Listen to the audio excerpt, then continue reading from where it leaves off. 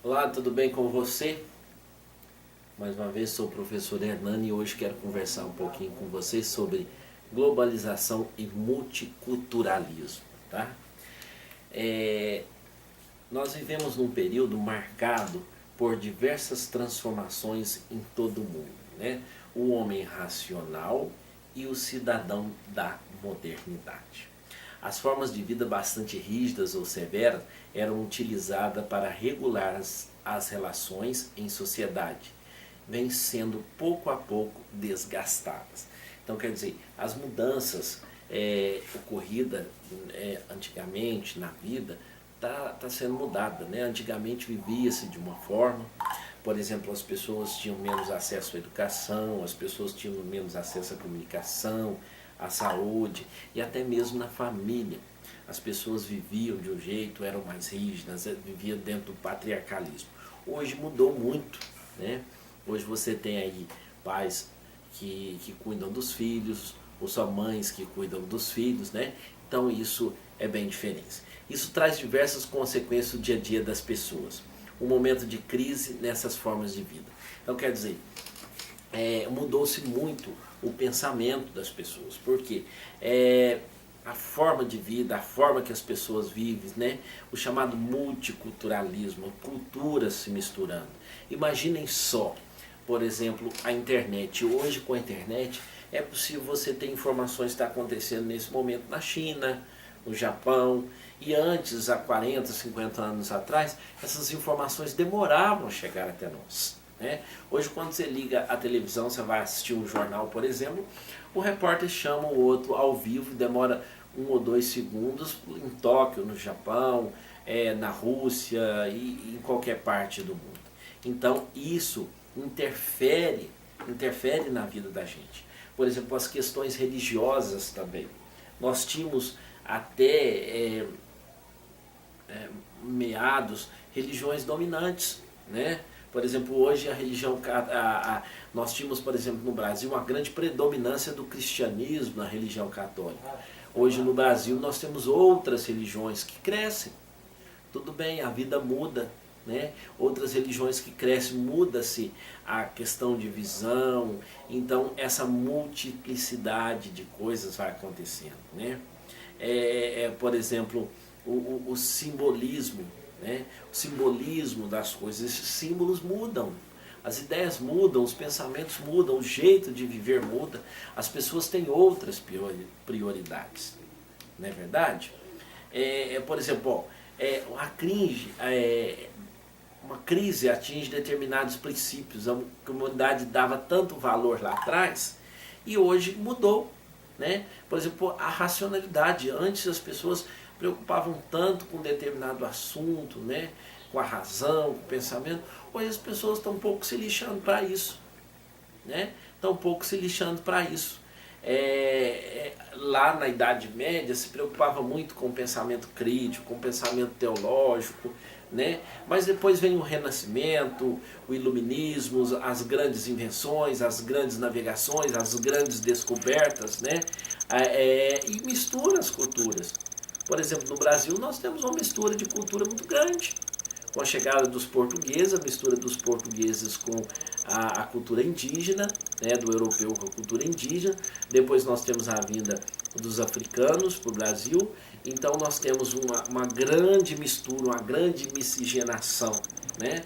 Então esse é um grande multiculturalismo, né? E o que dizer? O homem encontrou essa liberdade? Sim, nós temos uma liberdade grande, mas será que nós estamos sabendo usar essa liberdade? É isso que eu me pergunto, né? É isso que eu me pergunto e jogo a pergunta para você.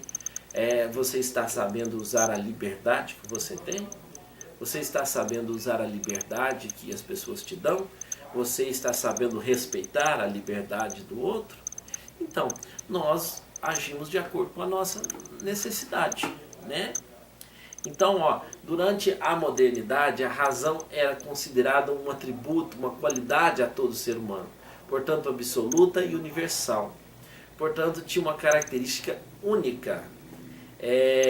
a razão, isso estuda-se muito em filosofia, em sociologia, na modernidade, no período moderno, era algo muito trabalhado nas pessoas, era algo que as pessoas buscavam muito.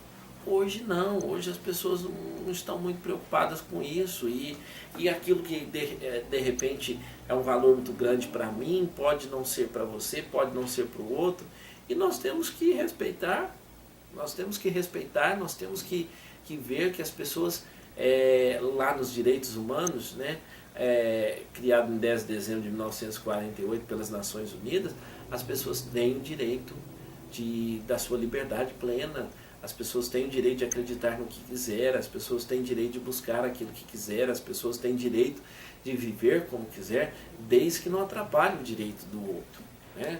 Desde que não atrapalhe o direito do outro. Então, essa junção de coisas, né? Esse entrelaçamento de coisas, de pensamentos, de ações, de variações, precisam ser respeitadas, né? Vai haver conflitos? Sim, sempre vai haver conflitos na humanidade, mas esses conflitos devem servir para que as pessoas repensem, né? Nós devemos buscar a paz acima de todas as coisas. Pode ter conflitos de opinião, conflitos, mas nós devemos evitar a guerra, né? Nós devemos buscar a guerra. Quem quer que aconteça aí uma terceira guerra mundial? Ninguém quer, né? Ninguém quer. A partir do princípio da racionalidade, julgava-se então possível realizar um planejamento social que pretendia acabar com todas as diferenças existentes na sociedade a partir da concepção geral do homem e de cidadão, uma espécie padrão ou modelo que passou a orientar os comportamentos sociais. Comportamentos sociais que não estivessem dentro desse padrão eram recriminados e considerados irregulares e combatidos. Por exemplo, mulheres de classes populares que conheciam as propriedades curativas das plantas foram consideradas bruxas, né? Muitas delas eram queimadas na fogueira, por exemplo, né? A Igreja Católica foi uma das grandes causadoras disso, né? A Igreja Católica, por exemplo, criou um índice de livros proibidos que foram queimados e atrasou em muitos anos o conhecimento científico, né? Hoje ela se arrepende por isso. Por exemplo, as mulheres que tinham um domínio maior, porque vivia-se numa sociedade patriarcalista, as mulheres, por exemplo, que conheciam as propriedades curativas das ervas eram chamadas de bruxas. Por quê? Porque a igreja, porque o governo, porque os mandatários da época não tinham esse domínio. E às vezes essas mulheres estavam além disso tudo. E até hoje nós ainda temos as mulheres que não recebem os mesmos salários que os homens. Nós ainda temos as mulheres que têm tanta capacidade quanto o homem, até maior, tem os mesmos esforços, os mesmos estudos e recebem um salário menor. E aí? Não é um conflito? Então, nós precisamos mudar tudo isso. Quer dizer, se nós pegarmos a história, nós vamos vendo lá que a mulher foi tratada lá atrás como sexo frágil, e nós sabemos que a mulher não é um sexo frágil. Nós sabemos que a mulher não é um sexo frágil, que a mulher é um sexo forte e até mais forte do que o homem, né? Outro exemplo por exemplo, as greves operárias, né? Também foram criminalizadas. Por exemplo, nós temos momentos no Brasil em que na década de 60, né, na ditadura militar e em várias partes do mundo, em outras épocas, em que as greves foram recriminadas, e isso com poder bélico, pessoas morreram para lutar pelo direito das outras, né? Em outras palavras, buscava enquadrar os hábitos e costumes sociais na uniformidade, quer dizer, alguns grupos dominantes, alguns grupos criador de comportamentos, de ideias e etc. e tal, queriam dominar, queriam uniformizar a sociedade humana. E isso é difícil, né? Graças a Deus nós temos essas diferenças. Por quê? Porque essas diferenças é que nos faz manter-nos tranquilos.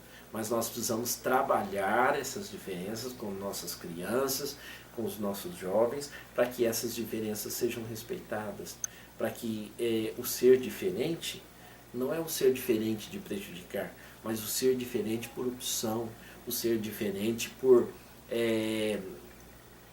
para viver, o respeitar o ser diferente, né? Não que todas as pessoas sejam iguais. Que tristeza seria que todas as pessoas fossem iguais, se todos fossem parecidos, se todos usassem as mesmas roupas. No colégio, quantas vezes a gente esquece de ir sem uniforme, a gente briga, porque por que eu não posso vir com minha roupa de casa, por que eu tenho que usar uma roupa igualzinha a todas as pessoas, entendeu? Então, quem não se enquadra em determinados grupos é jogado fora, e isso é que não deve acontecer, isso é que nós devemos trabalhar, né? Desse modo instaurou-se uma ordem social, né, e pretensamente organizada, segundo um certo modelo que deveria ser obedecido, traria a paz social, né? Igual eu já comentei com vocês, a paz seria trazida, a paz aconteceria se fosse tudo uniforme. Nós sabemos que isso não vai acontecer, né?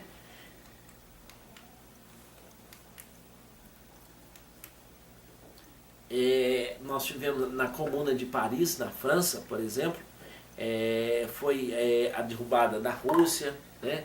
A Revolução Francesa, por exemplo, 1789, foi uma contestação de um determinado regime, de um regime opressor, né? Do absolutismo, e que mudou, que entrou para a história e que nos ajudou a rever conceitos. E que hoje muitos conceitos nós já precisamos rever, né? Muitos valores precisam ser revistos. Tudo bem, você tem valores, você tem ideias, você tem pensamentos, mas você precisa respeitar o pensamento das outras pessoas.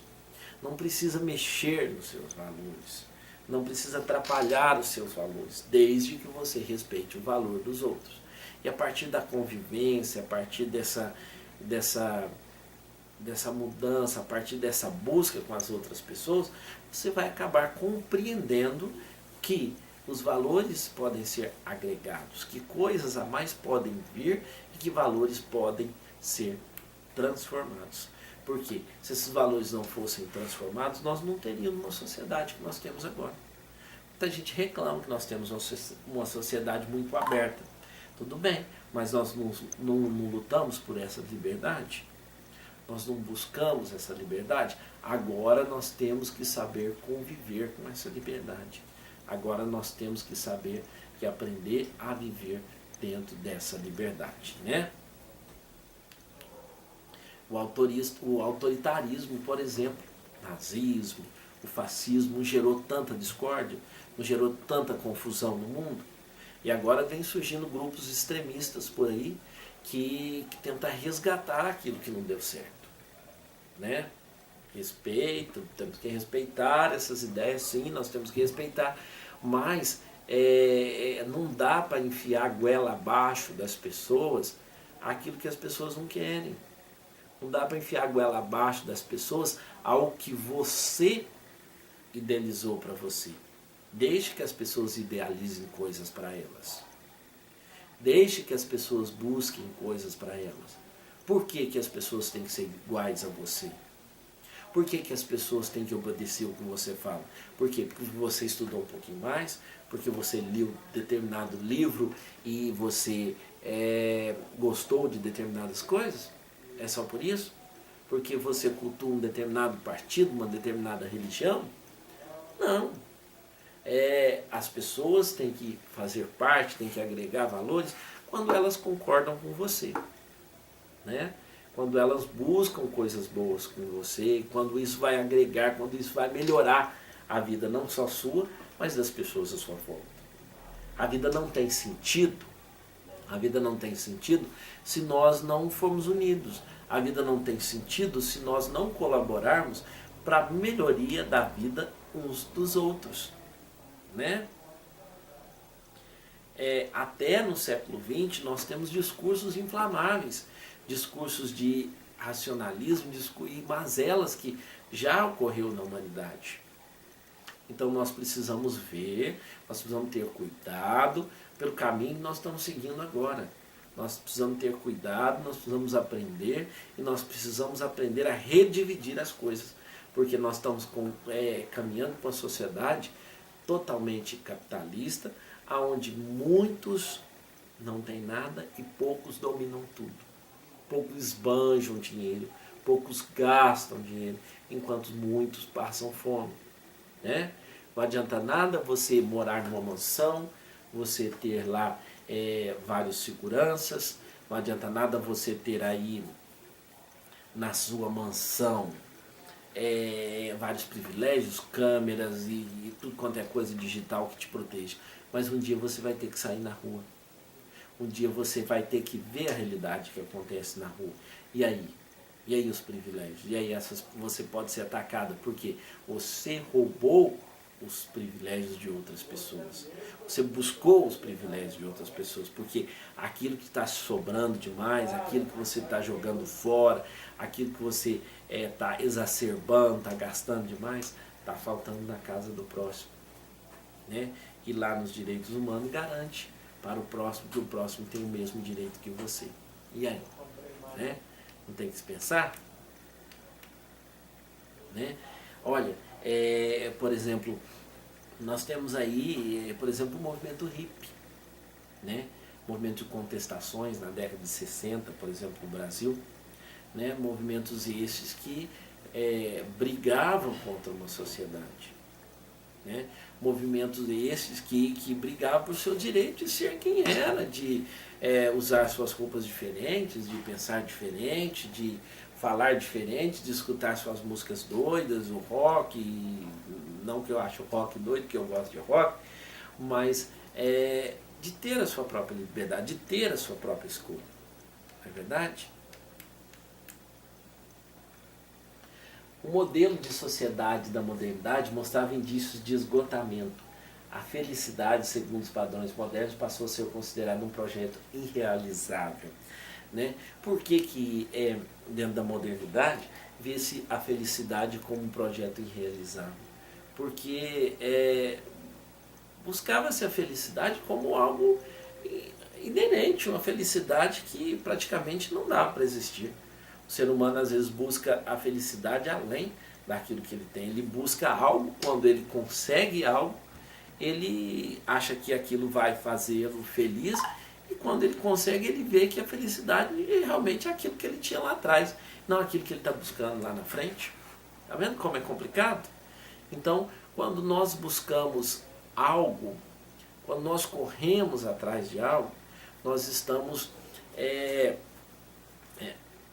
quer dizer, percebendo o que acontece à nossa volta. E a felicidade são momentos gostosos, são momentos que nós vivemos, são momentos que nós partilhamos com o outro, ou simplesmente é um momento que você não está fazendo nada. E não é possível viver a felicidade sempre. Né?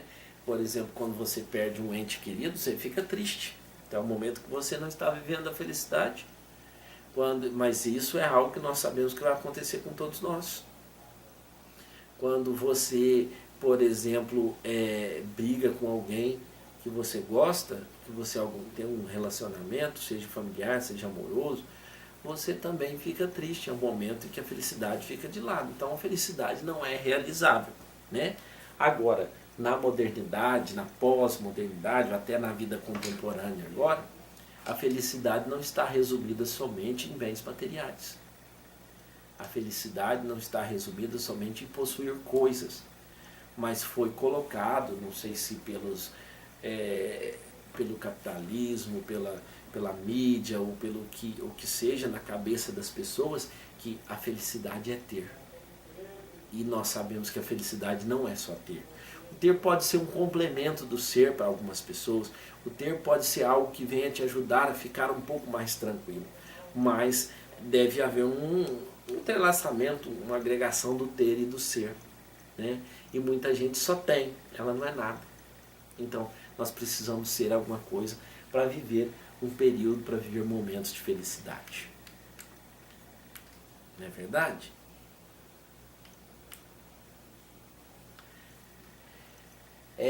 Desenvolveu-se um descrédito em relação às maneiras de organização como meio de intromissão por meio de um discurso autorizado, autoritário na vida das pessoas. Como assim?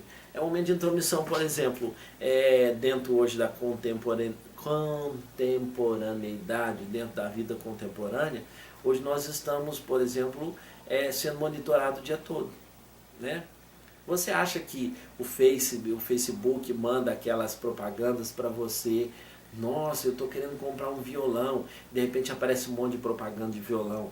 Por que, né, no Instagram e outros mais? Esse eu estou falando só alguns meios de redes sociais. Porque você pesquisou lá e eles captam ali a sua vontade, captam ali o seu desejo de algumas coisas, né? Você está andando pela rua, tem uma câmera do vizinho, tem uma câmera da prefeitura, tem uma câmera da polícia, tem uma câmera do supermercado, e você está sendo filmado o tempo inteiro.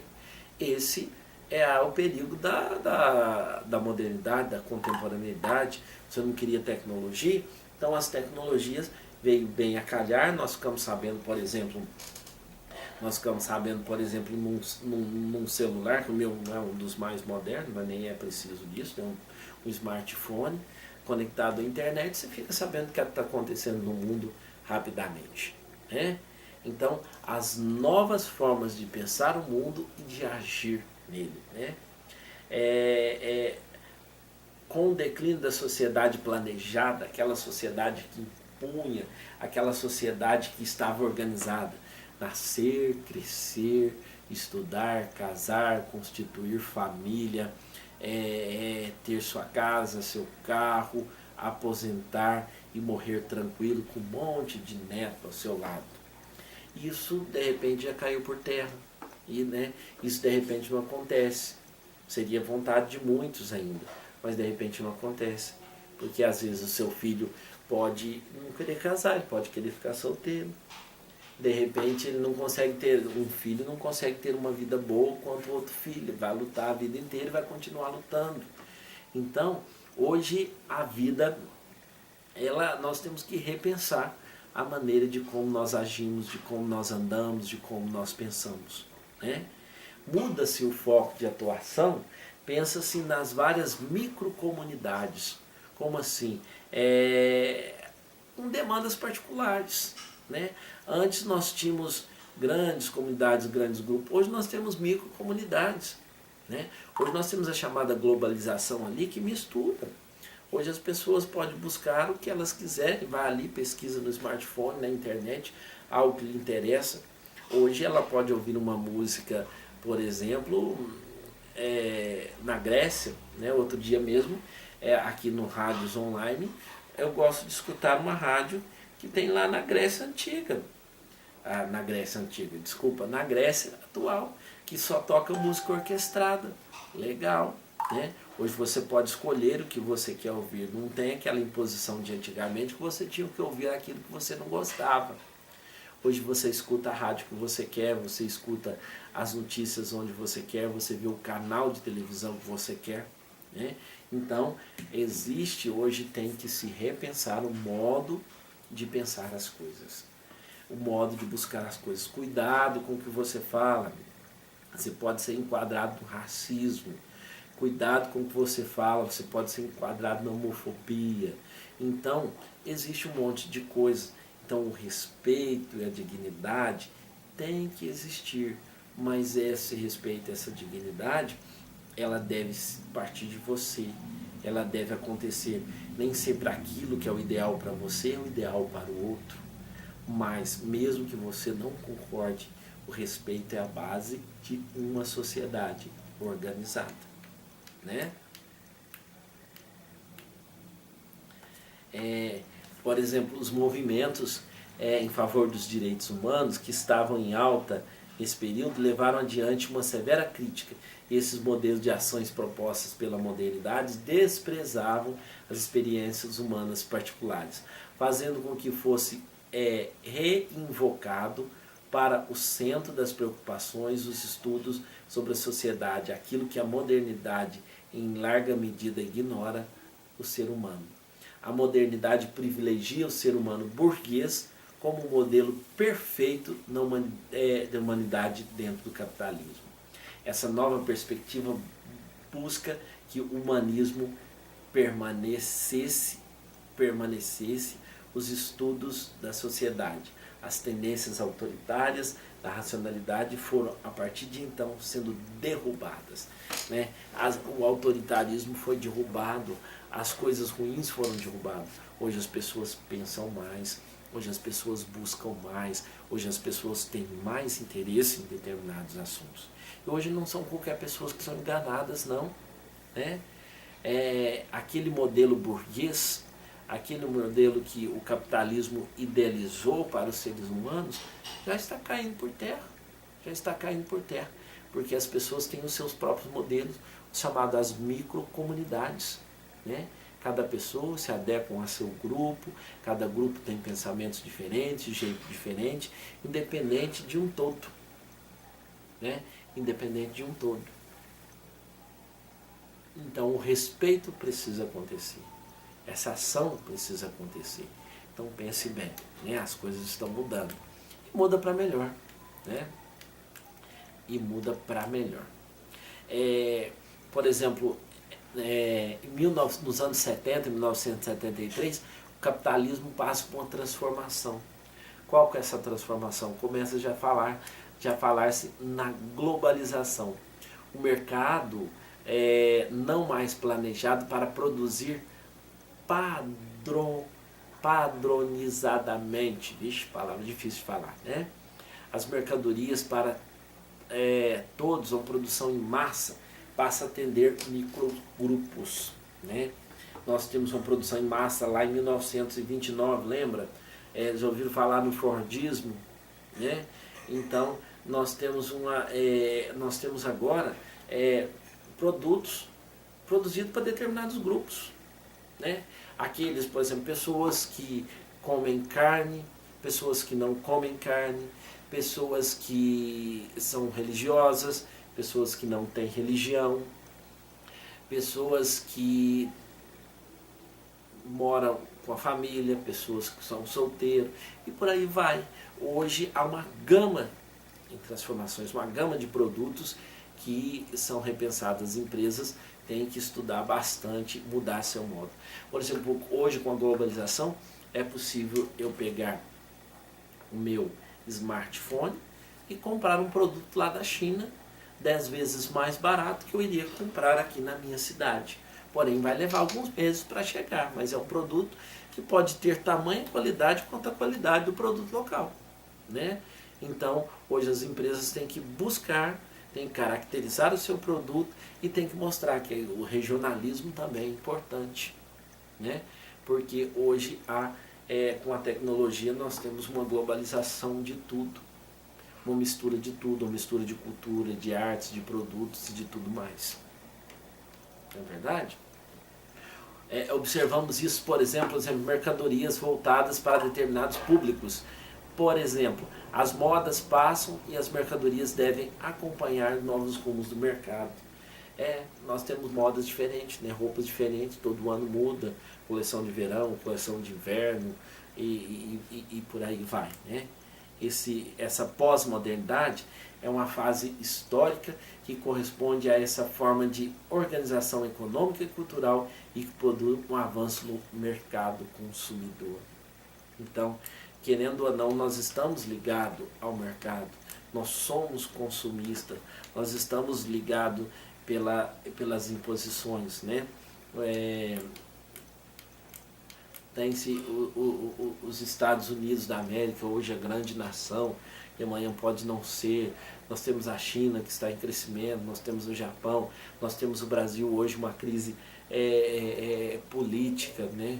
Nós temos vários políticos corruptos sendo presos, que amanhã pode mudar tudo. Isso depende do povo, depende das ações, depende de qual público você tem. Então nós estamos numa sociedade multiculturalista. Nós estamos numa sociedade em que a organização imposta parece não ter mais sentido. Né? A organização imposta parece não ter mais sentido. Hoje nós temos um mundo em nossas mãos. E hoje nós precisamos aprender a lidar com todos os públicos. Nós precisamos, principalmente os professores, principalmente aqueles que trabalham com comunicação, nós precisamos aprender a lidar com todos os públicos.